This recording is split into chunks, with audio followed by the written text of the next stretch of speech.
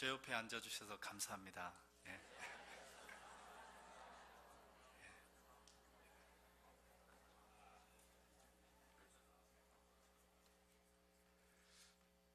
이 감사가 그 굉장히 와닿는 분도 있고 이렇게 와닿지 않는 분들도 있을 텐데, 어느 날 항상 우리 옆에 같이 예배드리는 분들이 또 우리 곁에서 또 떠날 수도 있는 것이고, 또 하나님의 부름을 받을 수 있는 것이고, 어떤 사연이 있어서 내 곁에 예배를 드릴 수 없는 그런 일들이 있을 수 있죠. 그래서 우리가 이렇게 교회로 모여서 성도님과 함께 예배를 드릴 수 있다는 거, 이게 참 얼마나 감사한 건지 몰라요. 만약에 우리에게 큰 환란이 닥쳐서 이 교회, 대한교회가 정말 문빗장이 걸려서 교회를 들어올 수 없게 되었다고 한번 생각해 보십시오. 우리는 어떨 것 같습니까? 지금은 모임이 많고 여러 가지 때문에 불평할 수 있지만, 그날이 오면 아마 우리는 다 이 성전을 보면서 울 것입니다. 저 안에 들어가서 같이 예배드렸던, 특별히 이 앞에 이렇게 같이 한복을 입고서 이렇게 앉아있던 그 시간들을 그리워할 것입니다.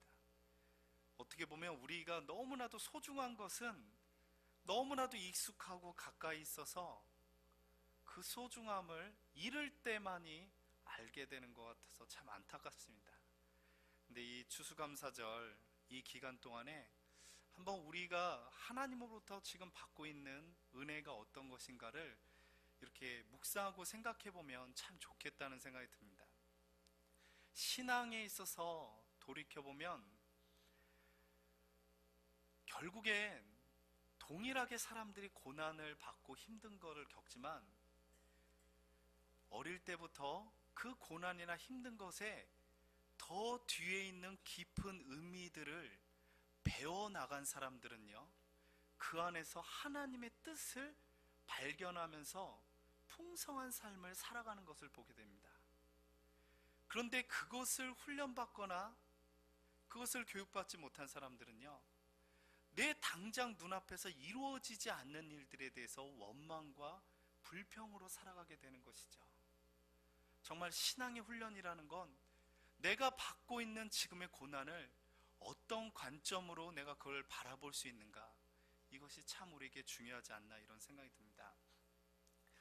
최근에 그 인터넷을 달구었던 그 마음 아픈 그 사건 같이 한번 좀 나눠보면서, 좀 우리가 한번 신앙적으로 한번 우리가 다시 한번 생각해 보면 좋겠다라는 생각에서 한번 나눠보기 원합니다. 혹시 사법연수원 불륜 사건 혹시 이렇게 들어보신 분 있습니까?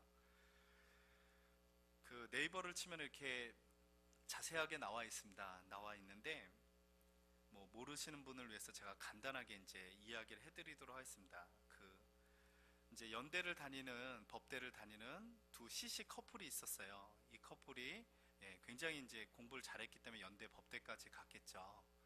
그런데 먼저는 이 여자 쪽에서 이렇게 합격을 했어요. 1차를 합격을 했습니다. 보통 이제 2차, 그 다음이 더 힘든데, 그리고 남자 쪽에서는 합격을 못했어요. 근데 이 1차 합격하는 그 이제 여인이 이렇게 되게 대견해 보이는 거죠. 그래서 그 남자 측 집에서 굉장히 좋아했습니다. 근데 결론적으로는 이 남자가 2차, 3차까지 다 합격을 했어요. 그래서 이 여자는 이제 계속 1차에 머물러 있고, 그러다 보니까 이제 결혼을, 이제 합격을 하고 이제 결혼을 해야 되는데, 이 여자 측에서는 이제 탐탁치 않게 생각을 하는 거예요. 그 다음부터.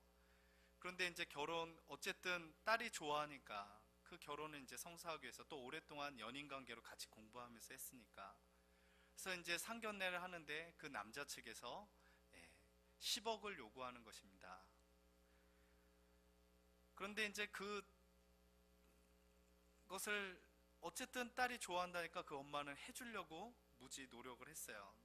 그래서 내용을 보니까 5억짜리 가락동에 있는 아파트, 7천만 원짜리 BMW, 일산집에 이제 원래 전세로 살던 1억 8천만 원 갚아주고, 실용 불량으로 이렇게 될까봐 그동안 빚졌던 9천만 원까지 갚아주고, 총 이렇게 해서 어마어마한, 했습니다.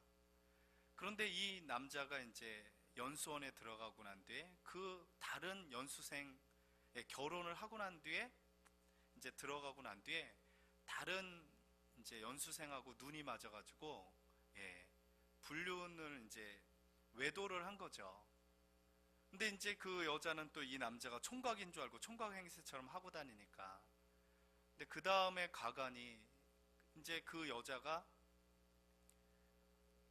이제 이 여인에게 전화를 하는 거예요. 이혼을 종용하는 것입니다. 이혼하지 않으면 내가 다 교수들한테 이야기해가지고 그 남자 이렇게 당신 남편 내가 여기서 뭐 제명해버리겠다 뭐 이런 식으로 협박을 하는 거예요. 그러면서 자기도 피해자이기 때문에 자기는 아무, 손해볼 것이 없다 이러면서, 그리고 이혼을 종용하는 것입니다. 그리고 8개월 동안 사귀었는데 어떻게 몰 수가 있냐. 둘이 이렇게 같이 핸드폰으로 문자 보냈던 그런 뭐 음란한 그런 내용들을 문자로 다시 그 부인에게 보내면서, 그래서 그 여인이 그 신혼집에서 자살을 했어요. 근데 이 세간을 떠들게 했던 것은 뭐냐면, 이게 참 교회의 그 안타까움이에요. 그 부모님이 또 우리가 가까이 있는 큰 교회의, 권사님이셨어요. 그리고 그 사람도 신앙을 가지고 생활을 했고, 이제 그런 면에서 우리는 도대체 우리가 믿는 이 신앙과 삶은 무엇인가, 이런 것을 우리가 사실 고민하지 않을 수가 없는 것입니다. 우리가 늘 예배드리고 말씀 듣고 하는, 늘 우리 매주마다잖아요. 매주마다인데 이 신앙이 우리의 삶의 문제에 있어서 영향을 미치지 않는다면 과연 우리의 신앙은 진짜인가, 이런 고민을 안 할 수가 없는 것이죠. 제가 청년이든 교사든 여러 번 얘기를 해요. 제가 그래서 우리 청년들 이 얘기만 나오면 막 괴로워해요. 그래도 여러분 중에 안 들은 분이 있어서 제가 얘기하면, 우리가 과외를 가르칠 때, 아이들 과외를 가르칠 때나 뭐 학원을 보낼 때 10년 동안 피아노 학원을 보내든 아니면 과외를 했는데 애가 느는 게 없어요. 느는 게 없고 그냥 그 상태에 머물러 있습니다. 그렇다면 여러분은 여러분의 자녀를 그 과외 선생님에게 계속 교육을 시키고 싶겠습니까? 그 학원을 계속 다니게 하고 싶겠습니까? 그런데 신앙의 문제에 있어서는 우리가 그런 태도를 보일 때가 많다는 것이죠. 그리고 그러면 과외 선생 입장에서, 저희 사역자의 입장에서는 그렇게 그냥 교회만 왔다 갔다 하는 사람들, 그 수가 많이 있다 할지라도 스스로 반성할 수밖에 없는 것입니다. 과연 목회를 잘하고 있는 것인가? 진짜 생명력 있는 말씀을 우리가 전하고 있는 것인가? 우리의 문제는 무엇인가? 이런 고민들을 같이 할 수밖에 없는 것입니다. 근데 오늘날 보면은요, 우리가 많이 속고 있는 게, 무조건 교회 안으로 많이 사람들을 전도하고 많이 데려오는 것만이 교회의 사명을 감당했다라고 우리가 사실 속고 있는 것이죠. 그러나 아까 이야기한 것처럼 많은 사람이 학원을 등록해서 그 학원을 다닌다 할지라도, 그래서 그 선생님이 인기는 있을 수 있습니다. 그러나 참된 능력은 없는 것이죠. 참된 능력은 결국에는 그 선생의 교육을 통해서 그 아이의 실력이 자라는 거고 그의 삶이 변화되는 것이죠. 마찬가지로 교회도 마찬가지입니다. 이 시대가 혼탁해져 가고 우리가 우리의 자녀를 키우면서도 두려움과 떨림이 있습니다. 내 자녀가 정말 건강하게 키워질 수 있을까? 그럼과 동시에 내 자녀가 정말 잘 키워졌으면 좋겠다.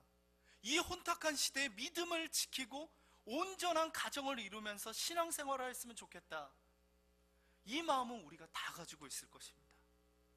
그거 안 갖고 있는 분들은 없을 거예요. 그러면 어떻게 하면 우리가 그럴 수 있을까? 이 시대가 정말 혼탁하다고 하고 무너져가는 가정과 무너져가는 교회, 그런 모습들이 있는데, 그러면 우리가 어떻게 하면 우리의 신앙을 잘 지킬 수 있을까?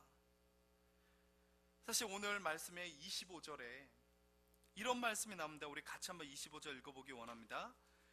모이기를 패하는 어떤 사람들의 습관과 같이 하지 말고 오직 권하여 그날이 가까움을 볼수록 더욱 그리하자. 이 말씀을 할 때 이 말씀은 사실 그 가장 핍박받는 시대의 초대교회 성도들에게 주시는 말씀입니다. 근데 이 말씀에 보면 우리가 이제 초대교회 하면은 무조건 잘 모이기만을 힘썼구나 라고 생각하는데, 그때 당시에도 이 말씀을 주는 데에는 그때 당시에도 모이기를 패하는 사람들이 있었습니다. 그 패하는 이유가 무조건적으로 그냥 막 패하는 것이 아니에요. 이 모임을 막 잘라놓는 것이 아니에요. 정당한 이유가 있었어요. 근데 정당하다라는 이유는 인간의 편에서 정당한 이유가 있었습니다. 여러 가지 생각해 볼 수 있습니다. 로마 시대에 그 핍박을 받는 그 시대에 자주 모인다는 것이 사실 쉽지 않은 것이에요. 그 당시에 사람들이 모여서 예배를 드리면 그것은 때로는 로마의 반역을 일으키는 것이고요, 그리고 황제를 숭배하는 그 사상을 거부하는 것입니다. 그래서 자주 모이는 것이 어떤 면에서 생명을 위협하는 일이고, 때로는 합리적으로 이야기하면 자주 모임으로 우리가 그나마 한 주에 한 번씩만 모이면은 지탱될 수 있는 예배조차도 사라져버릴 수 있는 그런 위협의 요소가 있는 것이죠. 그래서 자주 모시기보다는 성령이 우리 안에 내주하고 계시니까 굳이 우리가 뭐하러 자주 모이느냐, 그냥 한 번씩, 한 주에 한 번씩만 모이면 되지 않는가, 이렇게 이야기하는 사람들이 나올 수 있는 것입니다. 또한 헬라 시대 사람들에게 익숙한 그 문화 속에 사는 사람들은요, 굳이 이렇게 모여서 예배를 드리는 것이 익숙하지 않을 수가 있습니다.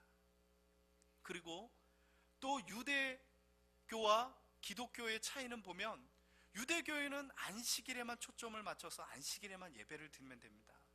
그러나 초대교회에서 보면은 우리가 수요일에도 예배를 드리고요, 성금요일에도 예배를 드리고, 부활절 주일날도 예배를 드렸고요, 부활절 주일이 아닌 안식일에도 모여서 예배를 드렸습니다.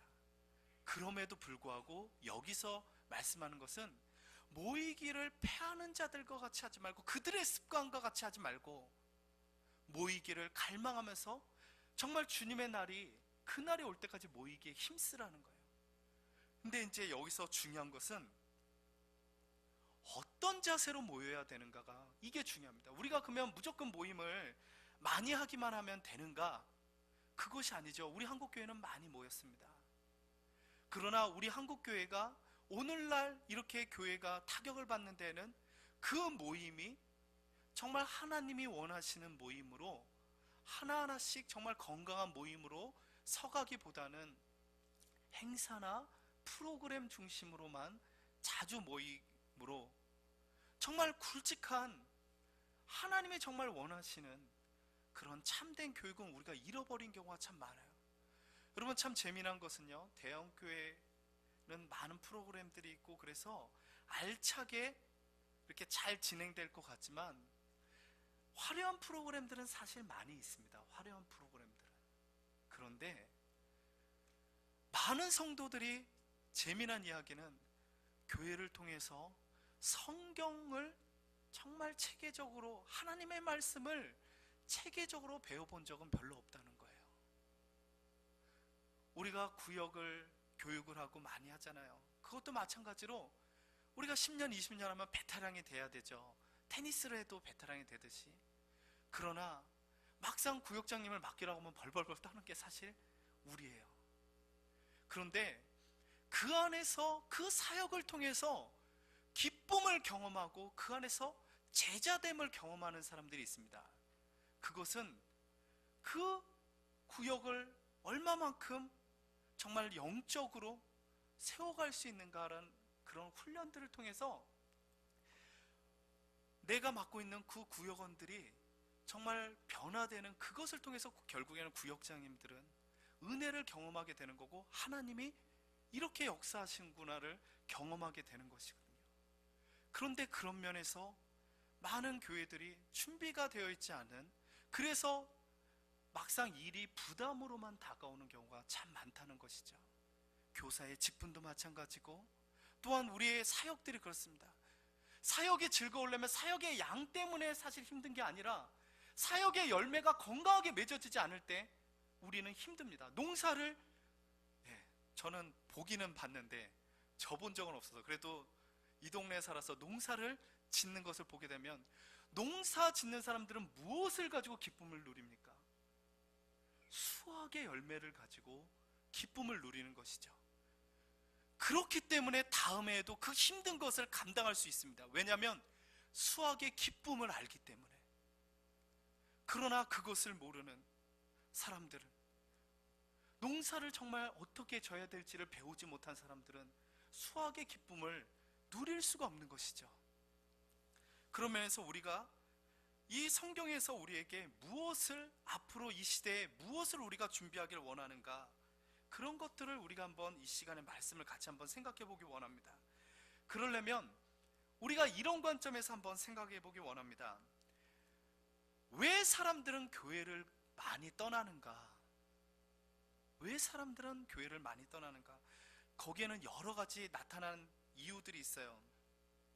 교회 분쟁 때문에 그렇기도 하고요, 자녀들은 부모의 언행일치가 되지 않는 신앙관 때문에 그렇기도 하고, 그 다음에 목회자에 대해서 실망해서 그렇기도 하고요. 여러 가지 이유가 있습니다.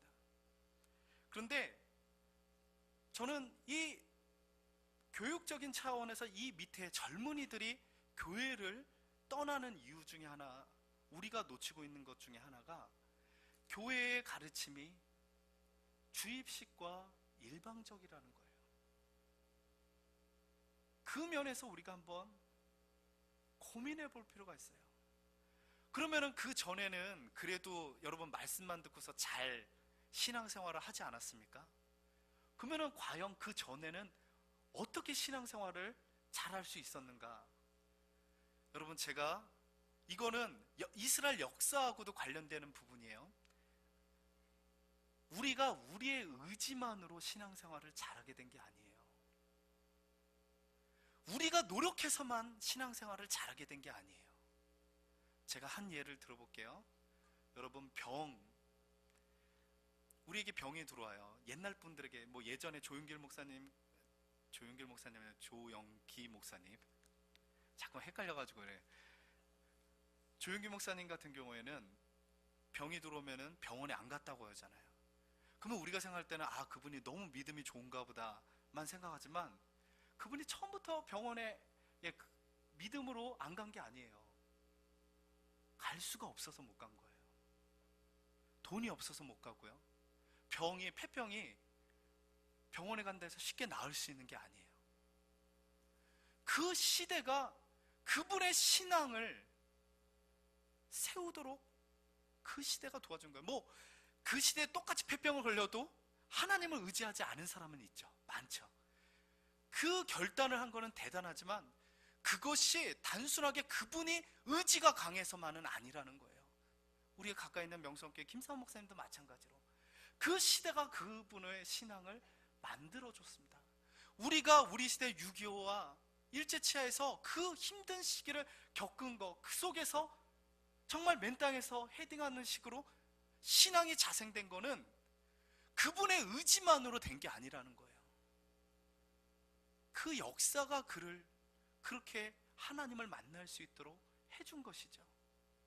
그런데 이게 이제 그 다음 시대의 신앙을 전수할 때는 이게 어려운 거예요. 그렇다고 여러분 자녀 병 아픈데, 야, 너 하나님이 어떻게 낫게 해주나 한번 지켜보자, 이렇게 할 부모님이, 그렇게 강한 부모님이 많지 않을 거예요.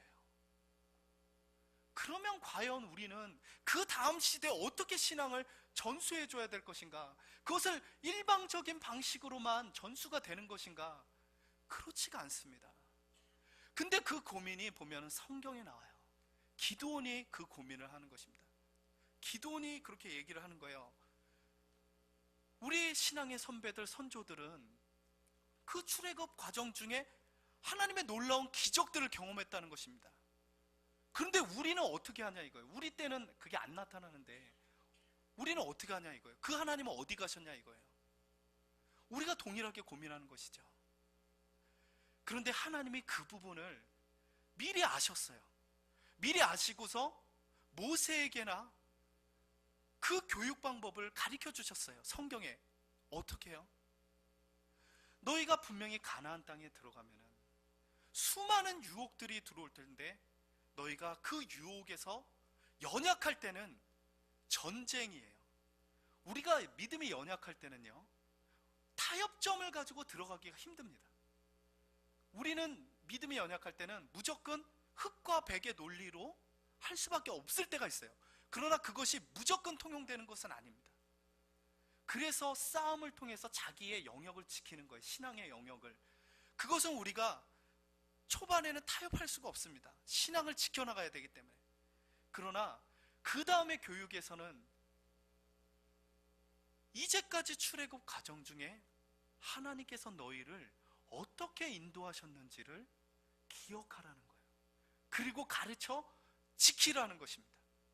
그런데 레위기를 통해서 제사법이란 건 결국에 하나님과 인간이 어떻게 만나고 또한 하나님을 만난 인간이 어떻게 생활해야 될 것인가를 이야기해 주는 것이지 않습니까?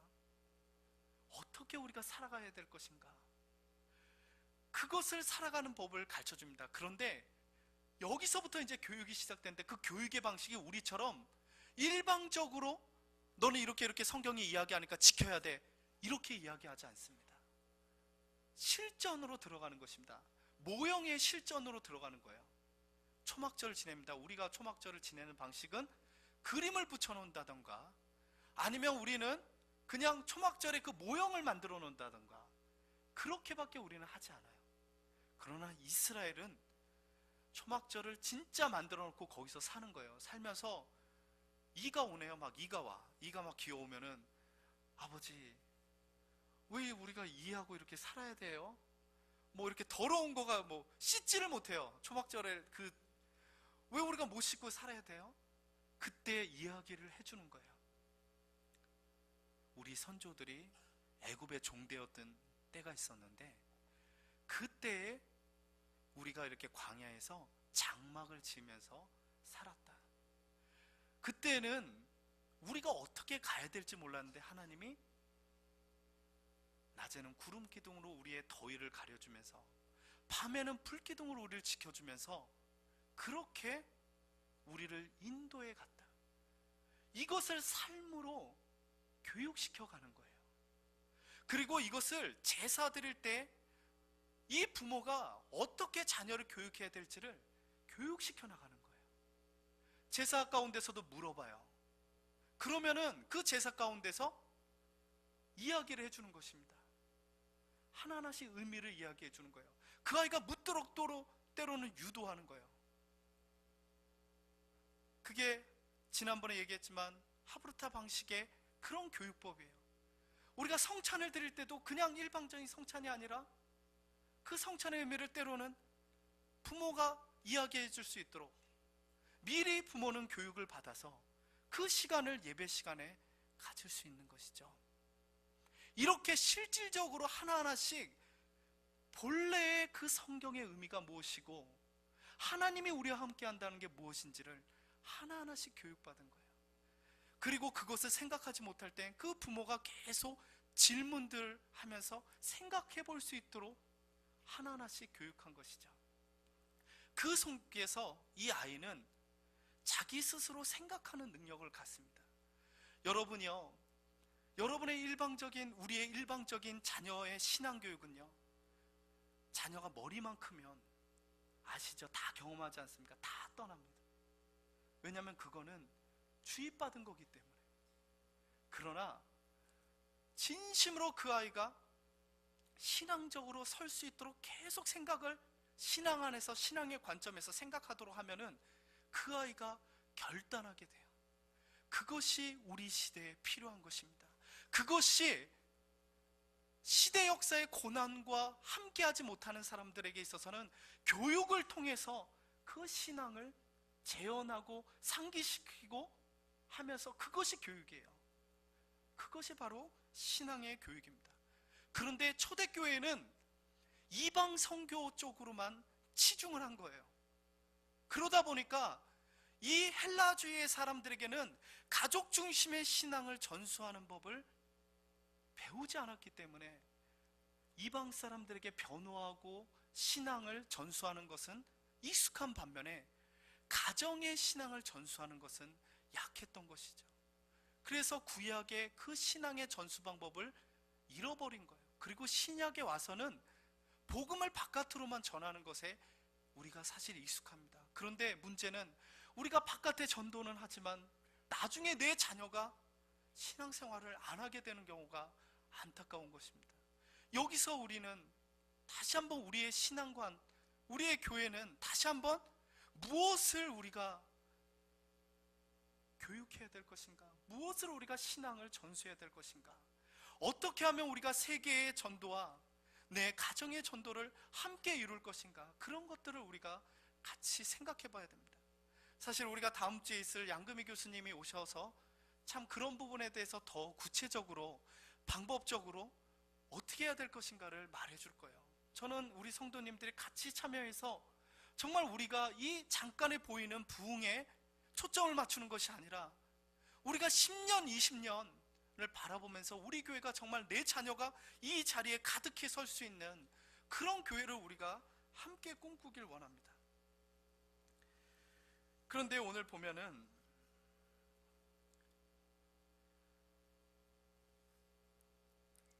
이스라엘도 역사 가운데서 잘 지키지 못해서 그 사사시대에 무너졌고, 그래서 왕정시대 그렇게 쭉 가면서 나라가 잃는 경험까지 하지 않습니까? 그럴 때 에스라가 무엇이 우리의 신앙의 문제인지를 파악하고 그거에 대해서 다시 성경을 가르쳐 주잖아요. 근데 성경을 가르쳐 준다고 할 때는요, 어릴 때는 우리가 성경을 암기하고 외우도록 하고 이런 훈련들이 굉장히 중요합니다. 그러나 머리가 크고 난 뒤에는요, 성경을 가지고 이 시대의 상황과 맞춰서 부모는 이야기할 수 있어야 돼요. 그런 훈련들을 받아야 돼요. 이 아이가 물어볼 때 그것을 일방적으로 말씀해서 이래. 엄마, 크리스찬은 술 먹으면 안 돼요? 야, 술 취하지 말라고 그랬잖아. 이는 방탕한 것이니 너 방탕한 자 되고 싶어? 그럼 할 말이 없는 거죠. 그러면 여러분 자녀는 그렇게 키운다고 칩시다. 만약에 여러분이요, 사역자한테 와서 어떤 신앙의 고민을 해요. 신앙의 고민할 때 제가 여러분에게 성경의 원론적인 답만 주면 여러분이 이렇게 대답을 하죠. 네 하고 안 옵니다. 왜 안 오겠습니까? 그 다음에 대화가 안 되는 것이죠. 네. 그런데 그래도 그분이 그렇게 상담하러 올 때는 만약에 자기 뜻대로만 할 것 같으면 상담하러 올까요, 안 올까요? 네? 자기 뜻대로만 할 것 같으면 상담하러 오지 않습니다. 그래도 상담하러 오는 이유는 내면의 갈등함이 있어서 오는 거예요. 한편으로는 내 연약함을 위로받고 그러면서도 무언가 힘을 주는 말씀을 원하는 거죠. 그런데요, 그런 면에서 오늘 보면은 이 말씀이 우리에게 주는 해답이 있습니다. 우리 24절 같이 한번 읽어보기 원합니다. 서로 돌아보아 사랑과 선행을 격려하며.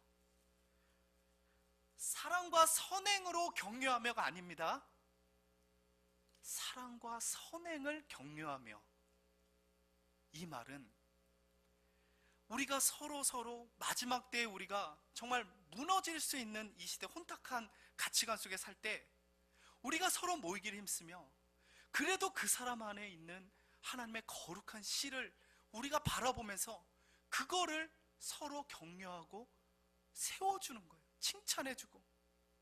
그러면서 이 사람이 그래도 인간의 연약함 때문에 넘어지고 또한 좌절하는 그 부분이 있지만 그 부분만 보지 말고 그 사람 마음속에 한편에 있는 그래도 하나님을 사랑하고자 하는 그 마음들을 인정해주고 격려해주며 서로 돌봐주라는 거예요.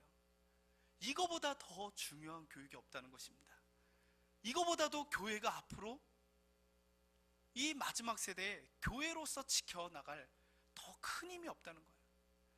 우리가 한번, 이게 이제 교육의 장이라는 용어를 쓰는데요, 우리가 한번 잘 생각해 보십시오. 교회 안에 좋은 프로그램과 좋은 교육들, 그런 것도 참 중요하지만요, 일반 사람들에게 있어서는 가장 중요하게 보는 게 바로 이 교회의 분위기입니다. 분위기라는 건요, 결국에는 처음에는 이 성도님들의 얼굴이에요. 얼굴 속에 정말 이 교회 다녀서 행복한가, 그 얼굴을 보고요, 무언가 말하지 않아도 분위기라는 게 있지 않습니까? 교회에 그 분위기가 따뜻한가, 품어주는가, 내가 뭔가 실수를 해도 이분들이 날카롭게 볼까, 아니면 그냥 감싸줄 수 있을까. 근데 이것은 가정에서도 똑같습니다.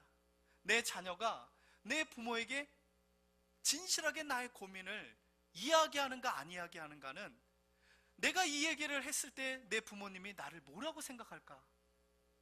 그래도 나는 이 얘기를 하는 이유는, 그래도 부모님과 어떤 저촉점 속에서 부모님이 나를 잡아주고 격려해주고 지지해주기를 원해서 이야기하는 경우가 많거든요.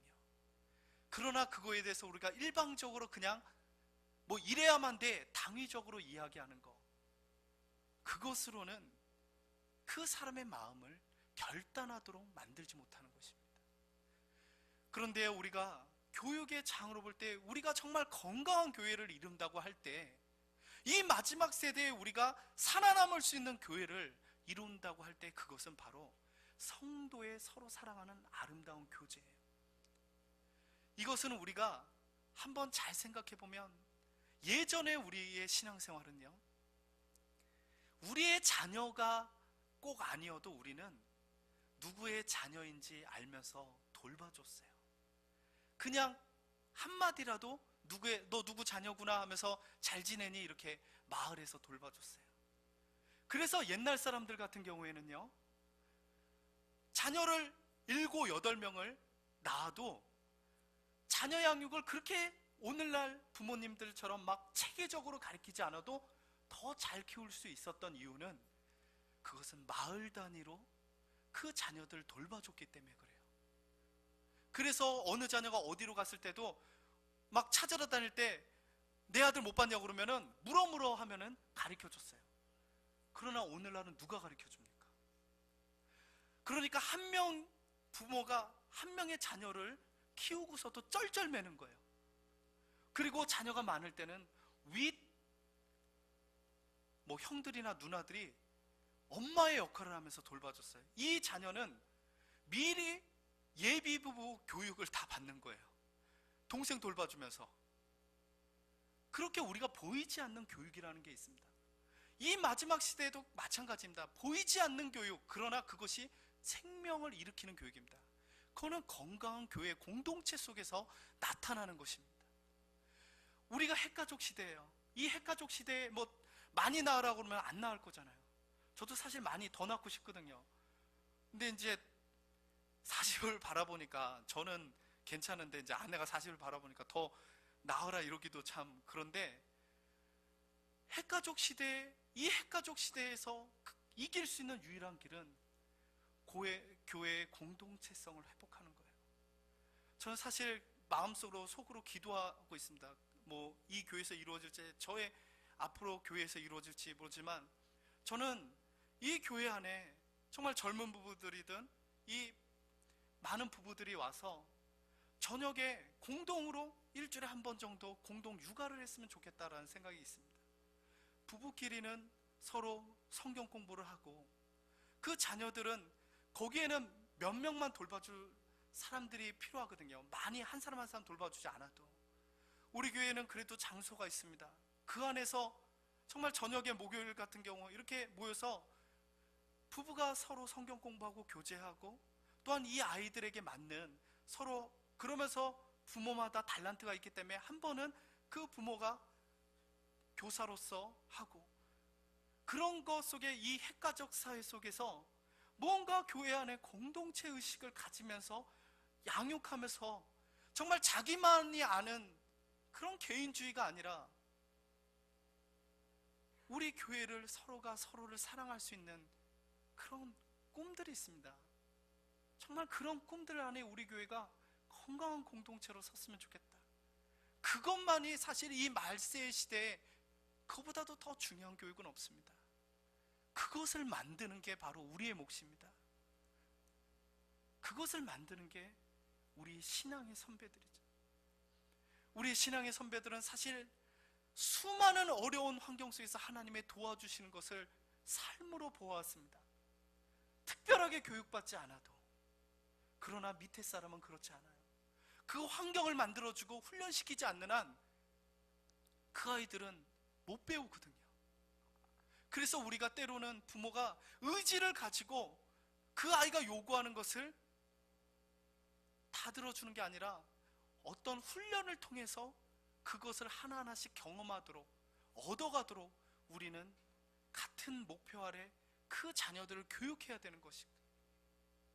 그런 면에서 오늘 우리에게 이 주시는 말씀들, 이 말세의 시대에 우리가 대한교회가 빛과 소금으로서 감당할 수 있는 길은 모이기를 패하는 자들의 습관과 같이 말고 모이기를 힘쓰되 그 모임이 그냥 모이는 것이 아니라 진짜 우리가 앞에 다음 세대를 생각하면서 건강하게 우리가 계획한 가운데 모이고, 그래서 우리의 자녀들을 교육하고 훈련시킬 수 있는 우리 대한교회가 되기를 간절히 축원합니다.